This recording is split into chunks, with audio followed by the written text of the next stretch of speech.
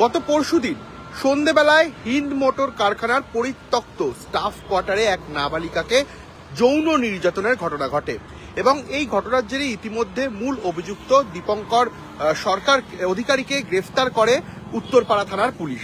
কি ঘটনা ঘটেছিল? ঠিক গত পরশুদিন অর্থাৎ 8ই জানুয়ারি নাবালিকা এবং তার বন্ধু টিউশনের জন্য বাড়ি থেকে বেরিয়েছিলেন।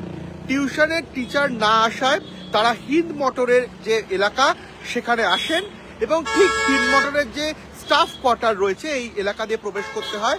এই স্টাফ কোয়ার্টারের সামনে যখন তারা এসে পৌঁছায়, অভিযোগ আসছে নাকি সেই নাবালিকার বন্ধু তাকে নির্যাতন করার চেষ্টা করে এবং তখনই এই দীপঙ্কর অধিকারী এবং তার সাগরেদ অর্থাৎ আরও দুজন সেখান থেকে পাস করছিলেন এবং সেই নাবালিকা এবং তার বন্ধুকে দেখে হঠাৎই হুমকি দেয় যে তাদের ভিডিও সমাজ মাধ্যমে ভাইরাল করে দেওয়া হবে, তাদেরকে একের পর এক ব্ল্যাকমেল করে।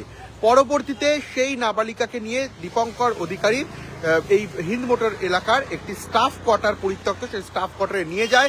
সেখানে গিয়ে যৌন নির্যাতন চালায় এমনটাই অভিযোগ সেই নাবালিকার পরিবারে এবং তারপরে সেই নাবালিকা ফোন করে তার বাবা এবং মাকে গোটা বিষয়টি বলেন। পরবর্তীতে গত পরশু ভোর রাতে উত্তরপাড়া থানায় নাবালিকার বাবা লিখিত অভিযোগ দায়ের করেন এবং মূলত 3 জনের বিরুদ্ধে অভিযোগ করেছেন তারা, যার মধ্যে মূল অভিযুক্ত এই দীপঙ্কর অধিকারী, তাকে গতকালই উত্তরপাড়া থানার পুলিশ গ্রেফতার করে এবং তার যে বন্ধু নাবালিকার সঙ্গে প্রথম থেকে ছিল সেই নাবালককেও ইতিমধ্যে পুলিশ আটক করে হোমে পাঠিয়েছে। আরও একজনের খোঁজে ইতিমধ্যে পুলিশ তল্লাশি অভিযান চালাচ্ছে এবং যে এই এলাকা হিন্দ মোটর এলাকা, এখানকার মানুষজন যেটা বলছেন আদতে এই দীপঙ্কর অধিকারী এরকম অসামাজিক কার্যকলাপের সঙ্গে আগেও যুক্ত ছিলেন এবং রাত বাড়লেই দীপঙ্কর অধিকারী এবং তার দলবলের এই অসামাজিক কার্যকলাপ শুরু হয়। গত পরশুর ঘটনাও ঠিক একই রকম এবং রাত বাড়লেই দীপঙ্কর অধিকারী এবং তার বন্ধু বান্ধবরা এই হিন্দ মোটরের একাধিক পরিত্যক্ত জায়গায় গিয়ে মদের আসর বসায়। এই ধরনের অভিযোগ কিন্তু স্থানীয় বাসিন্দা যারা রয়েছেন তারা করছেন। সেক্ষেত্রে এই ঘটনার পেছনে অন্য কেউ যুক্ত রয়েছে কিনা সেই বিষয়টিও পুলিশ খতিয়ে দেখছে।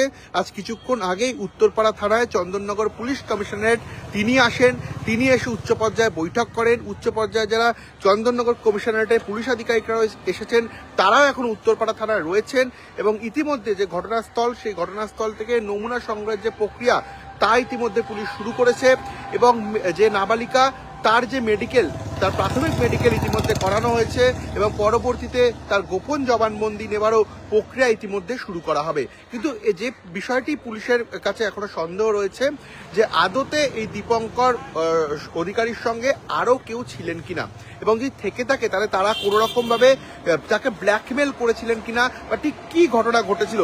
ইতিমধ্যে সেই ধৃত দীপঙ্কর অধিকারী তাকে আজ আদালতে তোলা হয় এবং তাকে লাগাতার জিজ্ঞাসাবাদ চলছে এবং আরও একজনের খোঁজে ইতিমধ্যে উত্তরপাড়া থানার পুলিশ বিভিন্ন জায়গায় খোঁজ চালাচ্ছে।